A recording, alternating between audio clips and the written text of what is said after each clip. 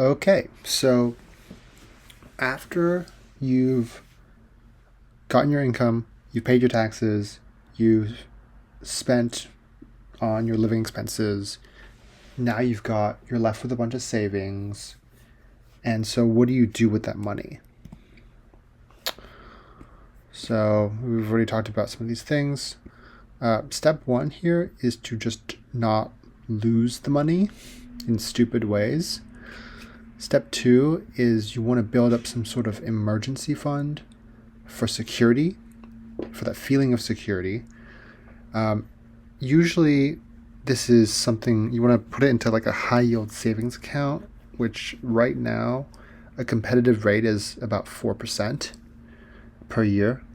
And you want to have about 36 months in that account to begin with. And that's of your expenses. So then after you've built this emergency fund and you feel like you have a buffer in case you lose your job, then what's next? You want to have paid down your high interest debt, especially credit card debt, which tends to be like 20% plus. The reasoning there is that you're actually losing money if you still have the debt, because the investments that you would be able to put your money in are not going to get the same amount of return as the interest that you're paying on the credit card debt or other debt. And I would say like if the percentage of the debt is over 5%, it's something that you should consider paying down. If it's over 7%, then you definitely should be trying to pay that down. And I know that recently mortgage rates have gone up a lot from about 2 or 3% to 6%. I'm not saying that you should pay down your mortgage as quickly as you can. If you have a 6% mortgage or something, that's probably okay. But certainly things over 7% should be paid down. It's just hard to get a return in the market that's kind of for sure if over 7%, because the main vehicle that you're going to have for investing is probably going to be stocks, and those have a high variance.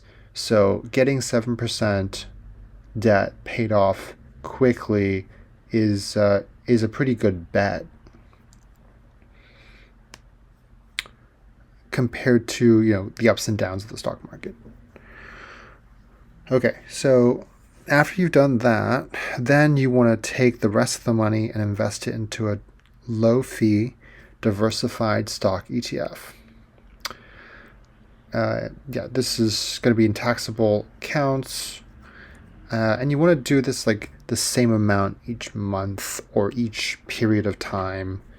Like right now, I think I'm doing it every 2 weeks when the paychecks come in. So a regular period of time, it's called dollar cost averaging. It just means that like when you put in the same amount each period of time, that because when the price of the stocks go up, you're actually buying less, and when the price of the stocks go down, you're buying more. It's meant to try to basically buy low and sell high. So those are basically the steps. It's actually really simple to execute on, and kind of boring. So there's a lot of other things you can do that might actually get you in trouble. Yeah. So we'll talk about that in this first section about not losing your money. All right. So here's a list of ways to lose your money in permanent ways that are pretty dumb, and things to avoid. I mean, these are my opinion of things, obviously, but generally I think they're things to be avoided, or risks that you have to consider when you're investing or when you're managing your money. Okay, so 1, divorce. I don't think people really think that much about divorce. because it's kind of not fun to think about, and and so they just kind of, you get married because you're really happy with a certain person at a particular time. You don't think about how it could end poorly. And in general, divorces are very costly from an emotional and mental point of view and a time point of view, but also very expensive from a money point of view. And the reason for this is that, let's say that you get married when you're 27 or something, and you're earning quite a lot of money in tech as an engineer, a couple $100,000 a year. So what happens is that if you're 27, you might have only saved something like $300,000 or $400,000 by that point. But if you're going to continue to work for another 30 years or so, you can easily expect that the amount of money that you will have at the end of that period of time is going to be somewhere in the millions, if not tens of millions of dollars, with all the compounding that happens. And the problem there is that if you get divorced, let's say 20 years into it, let's say after you've had your kids, then you could have, about 20, you could have like $10 million, and half of that would end up going to your spouse, assuming that they don't make as much as you do. So this is a very big concern for people who have a spouse that, or fiance that makes very different amounts of money from them. So, well, especially if they make less than you. If you make less than the other person, then obviously you're benefiting from this scenario. But it is potentially up to about half of your money that you could lose if you don't do this correctly. Okay, hacking is another way to lose your money in a permanent way. So this is if you use like really simple passwords and like bad passwords for accounts, and someone like manages to get into your account, and basically takes the money out in some way, transfers it to their account, or through a bunch of other things, buys crypto or something like that. You could lose all your money there. It depends a little bit on the situation whether banks will or banks or brokerages will have you covered in terms of the cybersecurity. So like if, for example, the bank gets hacked and they didn't have your password, then that you're more likely to be reimbursed for that. Whereas if they got your password from some other account, let's say you use the same password on one account that was hacked, and then they tried the password on your bank account and they were able to get in, then you're kind of screwed. So the bank's not gonna help you in that situation. So you have to be quite careful about how you manage passwords in order for this to not be a problem. And then with crypto, another reason why it's kind of a dangerous thing is that if your crypto brokerage or account gets hacked, then you could lose that money, all of it. Just all of your money is gone.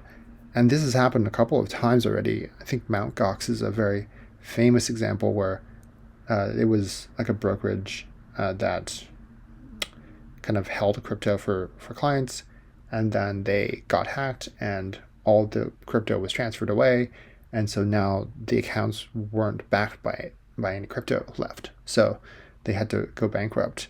So that's a problem to avoid. So aside from hacking itself, like your bank could fail, as in your bank could not have enough money and go bankrupt.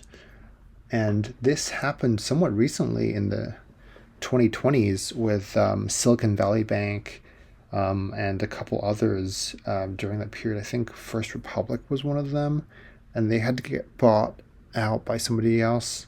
I think it was Chase. And so what happened there is that the bank basically ended up with a lot of long-term bonds, and they had these. So their assets were long-term, but their liabilities were short-term because these accounts, they're just like savings accounts and checking accounts, and people got kind of worried and started taking their money out of the accounts, creating like a run on the bank. And so now the bank doesn't have enough money because they're holding maybe like only 10% of the actual funds that people have given them in reserve to like give out to people. And so the rest of the money is like invested somewhere. And in this case, it was invested in these long-term bonds. And when inflation went up a lot after the COVID, those bonds were not worth nearly as much as they used to be worth. And they also couldn't wait for the bonds to mature and to get the money out. So they were kind of stuck. Their assets had gone down a lot in value, and they basically became insolvent. And that can very much happen to a smaller bank. And then you have the case of the 2008 financial crisis where this happened to bigger banks as well, like some of the biggest banks that we have and insurance companies. So this shit can happen, not very often, but could very well happen. And there is some protection here, up to about $250,000 in cash. So, that's not going to be a concern for most people. Obviously, you don't want to hold that much cash in a single account. But that's something. And then similarly, like your brokerage could go bankrupt.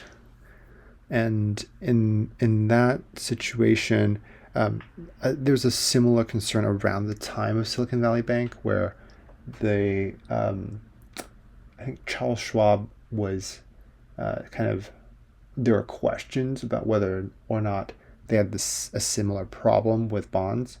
It turned out that was not the case, but that they had plenty of money to pay for redemptions, or for people to take out their money. So that wasn't a problem, but it can happen if you have a brokerage account with a smaller brokerage.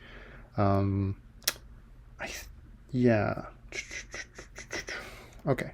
So then next, we've got scams. There's some, all those texts that people get, they're kind of just trying to scam you a lot of times. There's been some stories recently where people are basically like messaged, like texted from abroad, and the scammer basically builds a relationship with the person, and then after a while starts getting them to invest money into a crypto account basically and buy crypto. And so what people realize after the fact is that the brokerage that they're putting their money in is not real at all. Like, it's just a fake thing. You just have given them your money, so it looks like your crypto is going up in value, but then you can't take the money out. So they've kind of got you there, and people have lost like tens of thousands of dollars with these scams. So it's something to be careful about. Gambling is another one. Recently, with all this like sports betting that has been legalized, it's really quite concerning. Gambling can be quite addictive for people, and you can lose your money when you become addicted to gambling. And it's kind of related a little bit to certain video game addictions as well, where you have to pay for progress in games. There are, I think it's quite well documented that a very small proportion of people spend upwards of thousands of dollars on these video games, and basically are addicted to them. So that is pretty bad. I guess you can, like, gambling can be entertainment, and as long as you're thinking of it in that way and you're able to afford it, that's a personal choice to make. But it can get out of hand, and cause some real damage to your life and finances. Okay, the next one is about excessive debt. So with the last, let's see, since about 2010 maybe, the market has gone up a lot, and mostly up. And so it could be tempting to borrow money so you can buy more stocks, just because everything's just been going up. And I guess this is kind of similar to what happened in the housing crisis as well, where the house prices were just going up a lot. So people were borrowing a ton of money with loans that they couldn't afford, and kind of hoping to sell these homes at a higher price. And because they had borrowed so much money, they just, when the values of the homes went down, they just ended up losing all the money they had invested in the down payment for the homes. So that's one way to lose your money. In stocks, there are things called margin loans, where essentially you're able to borrow a certain amount of money based on how much money you have at the brokerage. Similarly, if you borrow too much and lever up too much, I'm talking about like 3 or 5 times, you can lose all of your money if the stock market goes down by 20 or 30%. So that's a huge problem. Would not recommend. And a similar corollary is that with options, they're kind of by default, by the structure of how options trading works, you're leveraged, because you're kind of buying essentially, usually one lot is 100 shares of something. So it's very, very binary in terms of the results. And so you could either gain a lot of money or lose all of your money. And if you don't know what you're doing, this is an easy way to lose all of your money. Okay. So kind of talking about ways to prevent some of this from happening. What can you do for that? And so, for example, with divorce, should you get a prenup before marriage? And what a prenup essentially does, it's a prenuptial agreement. And it means that you're deciding how your marital assets will be split up if you get a divorce. Marital assets are just money that you earned through your job, kind of actively, instead of passively, which is through certain investments. But essentially, the money that your income during the time that you're married becomes marital, or considered marital assets, unless they're explicitly separate for certain reasons that I won't go into here. So those get split up if you get a divorce. And depending on what state you're in, the rules are a little bit different. And usually things get split 50-50. They don't always, but you kind of have that as sort of the baseline assumption a lot of times. So Like, yeah, it could be higher than that, assuming you're the person that makes the more money.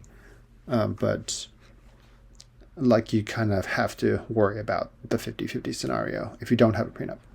And so for most people, I would say the prenup is useful if one person makes a lot more money than the other person. So let's say one person makes like 120% of the other person.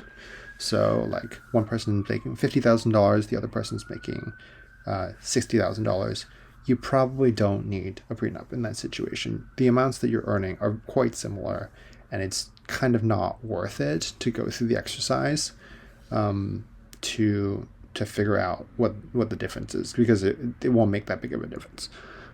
Now, if one person made $50,000 and the other person made $300,000, now you've got a big difference. Even like maybe 3 times is a big difference. And so then you have to talk about how does it work? How are the marital assets split? If you get divorced, and so on.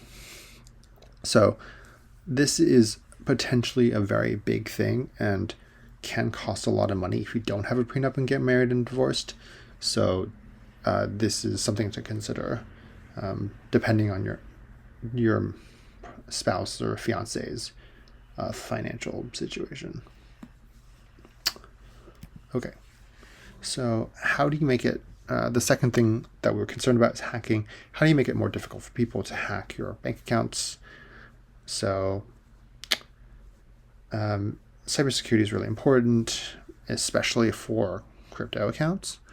I think I mentioned this before. Having like good, long, complex passwords is kind of a basic step. It's really hard to memorize those though. So,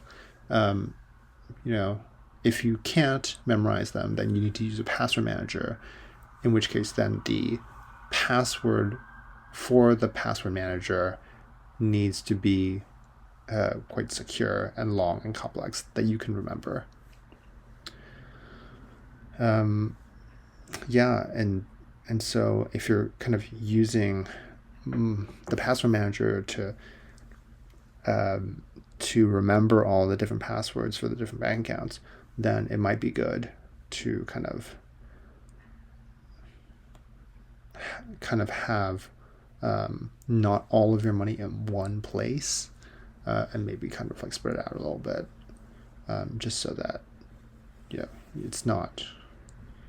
I guess the problem is that if your password manager is compromised, then you're kind of screwed. And all of those are vulnerable, which is why you probably want to memorize most of your passwords for banks. Okay. We've got, the other thing is that two-factor authentication is pretty much mandatory. Like it becomes very important if you have lots of money in a bank account, that you need to have two-factor authentication. And text authentication can be hacked.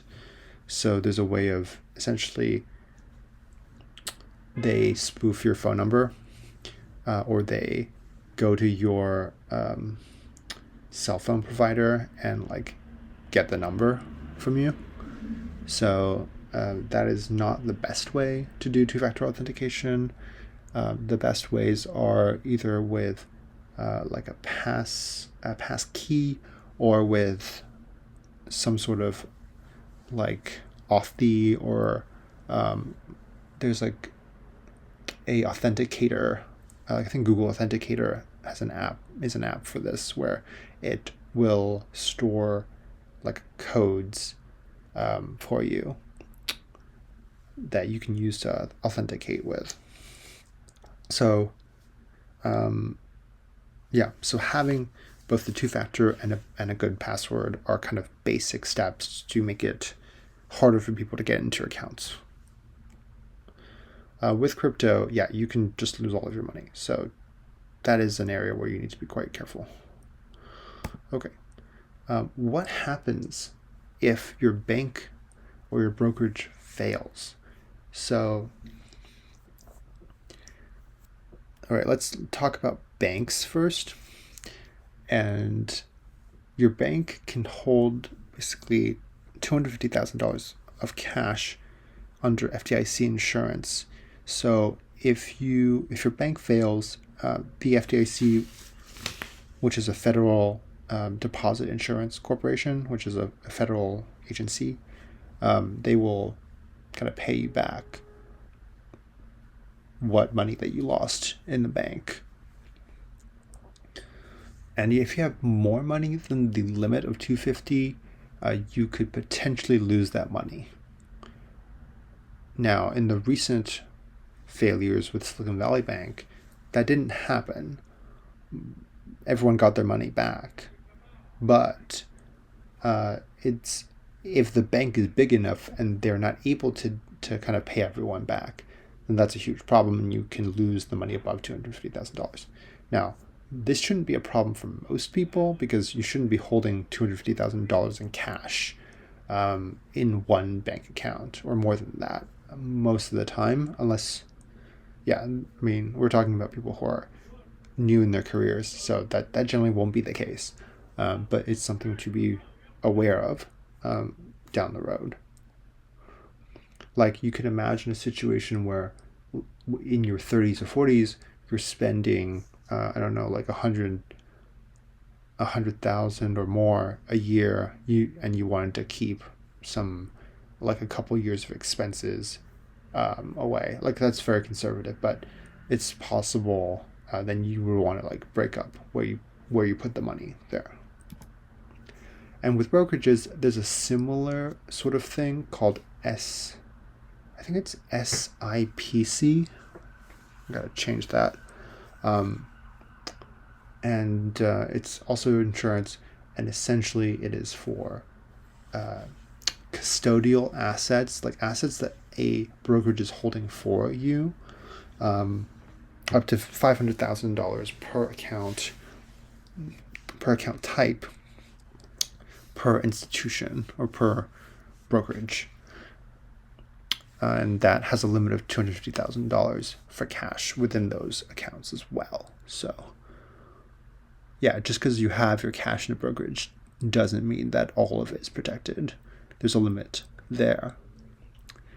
However, if you have, let's say, like a Roth IRA account, like a retirement type account, and you also have a taxable account, then those are actually treated as two different types of accounts.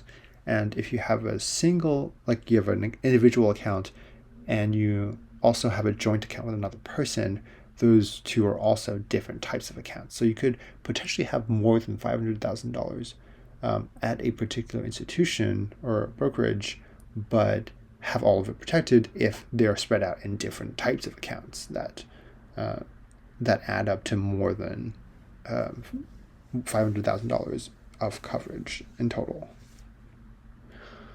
Okay, so let's talk about like bank setups. So just to give you an idea, kind of a basic bank setup is having one checking or savings account for spending money and paying bills or credit card bills and so on. Then there's one, you might want to have a high yield savings account for putting in your emergency fund. And then you'd want to have probably one taxable brokerage account for stocks at an institution that is trustworthy.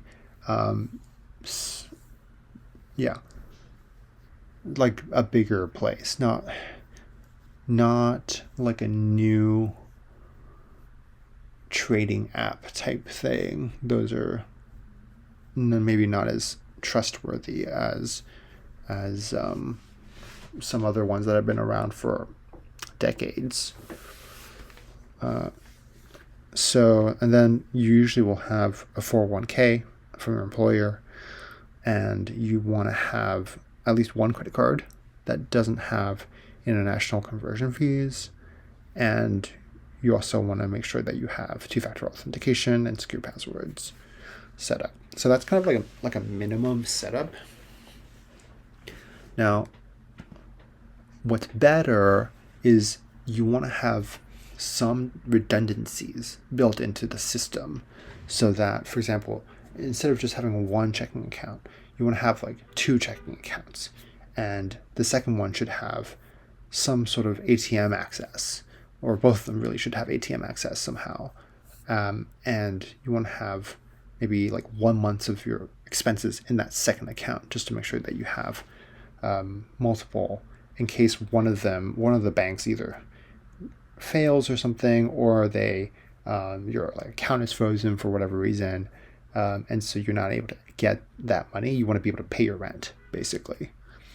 And then when you have more than $500,000, you might want to start thinking about adding additional brokerage accounts, so that you don't go over that $500,000 limit at any of the brokerages.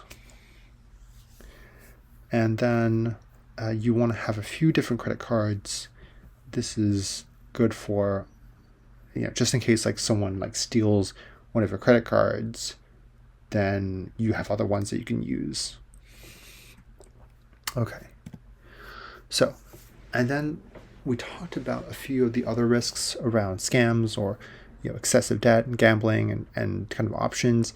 And really, the thing that all of those things have in common are that someone is trying to convince you that you can kind of get rich quickly.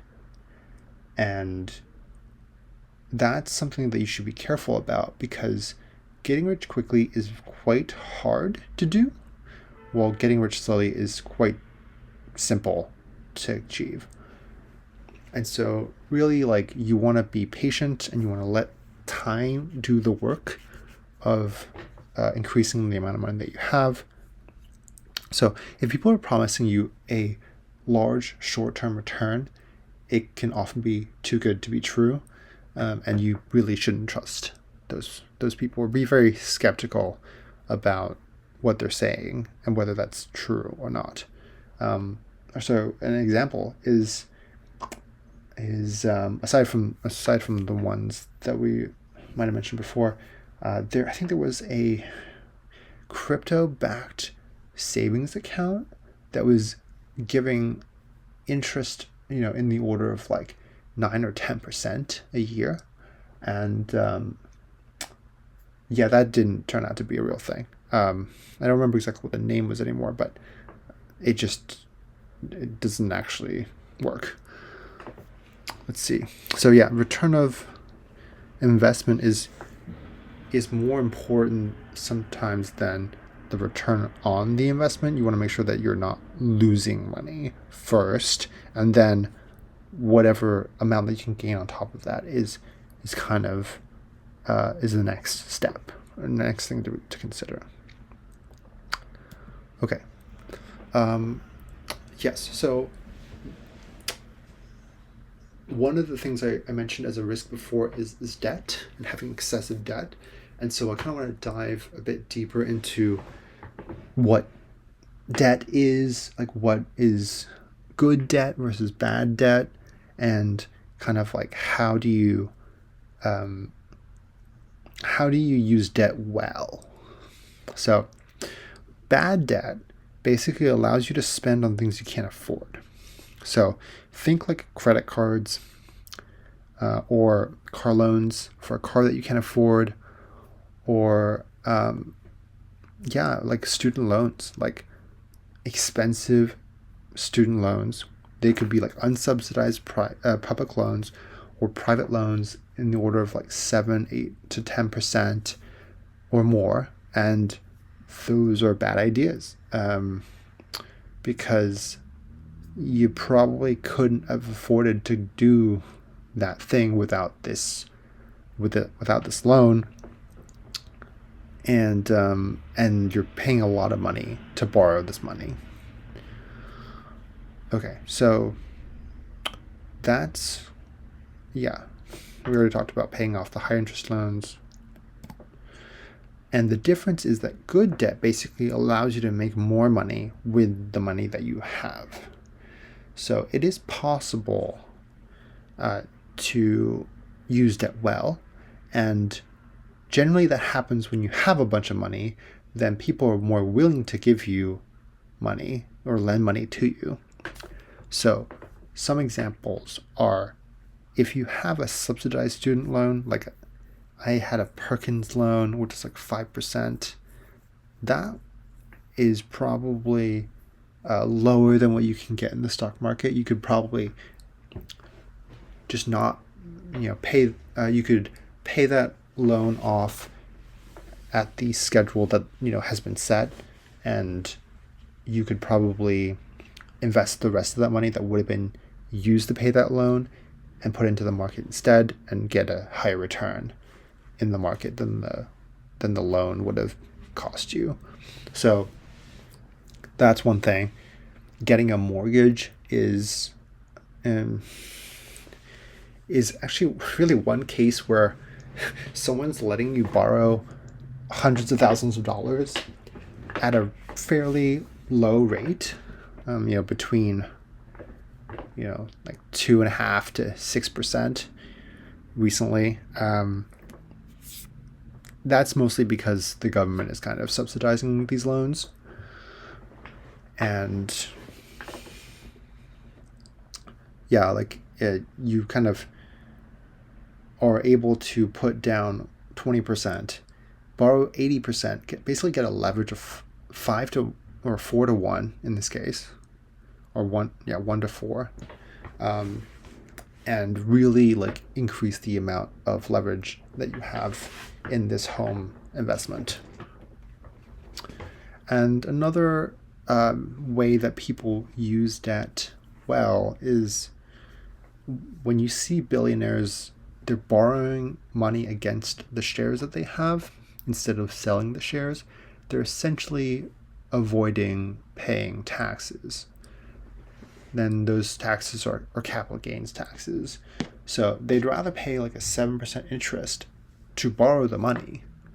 They actually can get a deduction on the interest that they're paying, and so it's probably on net they're actually paying less than 7%, and then they're able. That's going to be better than paying a 15 to 20% capital gains rate to the government.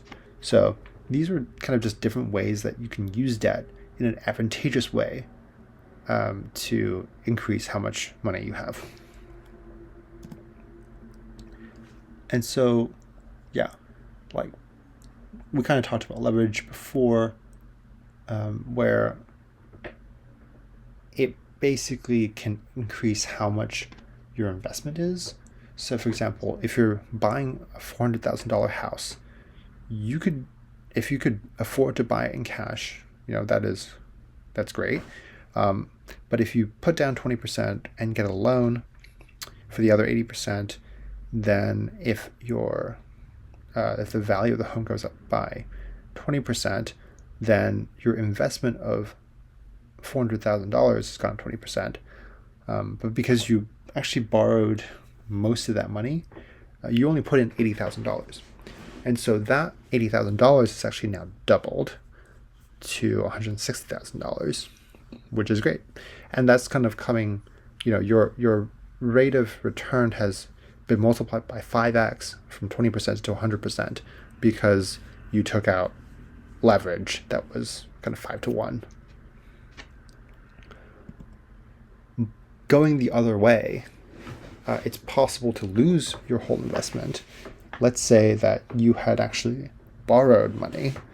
You had borrowed $320,000 and instead bought NVIDIA shares.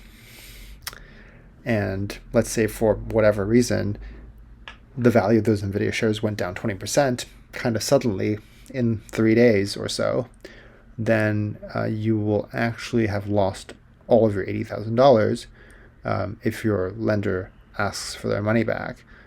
So, or is able to do a margin call on your money. So, if you actually hadn't borrowed the money and you had just invested the $80,000, then you would have only lost $16,000. But because you used leverage to 5x your returns, You can also multiply your losses by 5x as well. And so that's a dangerous situation to be in. So, yeah. So one kind of problem with debt is that it's really unavoidable in the US. You have to have a good credit score for a lot of different things. So kind of managing this is a really important thing to be able to do.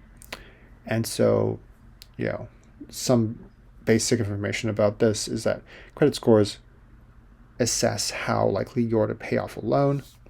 It's generally between 350 and 850, and it's created by these three main credit reporting agencies who collect information about your loans from banks. So the banks voluntarily report this information to these credit agencies. And the main use of kind of using these credit scores is to get a new loan. So usually that's a credit card or a mortgage, or it could be like an installment loan as well. But it could also be used for different non-loan reasons, and that can include an apartment, or applying for a job, or even getting a cell phone or a cable plan, because those are all paid after the service has been given. So they actually look at your credit score there as well. So it's really important to have a good credit score. And in order to get a good credit score, you kind of need to be spending some amount of money on your credit cards and paying them off each month. So generally something that's considered a good score out of 850 would be, let's say 740 would be pretty good. And basically, even if you don't want to use credit cards a lot, what you want to do is get a no-fee credit card, buy, whatever your monthly expenses are, just pay using the credit card. And then you want to pay off the balance every month. It's kind of better if you just have auto pay and just does it automatically, and then you don't have to think about it very much, except to have enough money in your bank account for that. And then if you keep doing this over multiple years, then you will build up a credit history, and that will make it easier for you to get, let's say, a mortgage down the line when you want to buy a house. So how that kind of computes is your credit history, your payment history is 35% of the score. And this is for FICO, which is a type of score. There's different agencies or different companies now that use the data from your credit reports to generate a score. And they will look at things like, how did you pay on time, how much debt you have versus how much credit you've been extended by these different credit cards, how long you've had credit, and how many new credit cards or new accounts you've added recently. And sometimes they look at whether you have examples of different loans. So one might be a student loan or a mortgage or a credit card, and they kind of like to see that you've had different types of loans and paid them off as well. So in general, kind of having a few different cards and then paying them off for lots of years is basically good for getting this score up. Okay. And kind of as an aside, credit cards can be kind of a lot of fun if you're paying them off every month and you're getting a bunch of points. It's generally not that important in the grand scheme of things. So, usually credit cards can only kind of get you a benefit of a couple $1,000, $2,000 or $3,000 a year. So relative to the other things that we've been talking about, that's kind of small. And so I'm not going to focus too much on it in this presentation, but this whole I'm very into the whole credit cards and points stuff, and that could be a whole talk on its own. But here are some of the main points. You want to always pay off your credit cards every month, unless they're like 0% interest and you're planning to pay them off at the end of that period. The benefit is only about $2,000 or $3,000 a year, so don't obsessing over this is not the best use of time, because you will have, as an engineer, you'll have more opportunities to earn more money than that. And it kind of makes sense to play with credit cards if you don't have that much money initially. So in college, this is a great thing to do because you don't have that much money, and a couple $1,000s makes a difference, but less so once you have more money. And a lot of the times the sign-up bonus is the biggest part of the value prop of a card. It's oftentimes most, or at least half of the value of the card is that. So you can easily get a lot of these cards that have $1,000+ signing bonuses, and each year the card itself might only be giving you $200 or $300 worth of value. So that's 4 or 5 years of value just in the sign-up bonus. Generally speaking, transferring the points to airlines is the best way to redeem the points. They will credit cards have lots of different ways of redeeming points, and generally they're bad, except for transferring them to certain airlines, and you have to know how to redeem them and so on, so it gets complicated. Most cards that are good will earn about 3 times points, which are transferable to airlines, on travel and food, because these are some of the biggest categories of spending. And having a no-fee cashback card of 2% is good for kind of everything else. Okay, great. That's the main section about how to kind of not lose your money, and credit and debt and so on. So we're gonna move on next to talking about how to invest and what investments are typical and kind of what the landscape is there.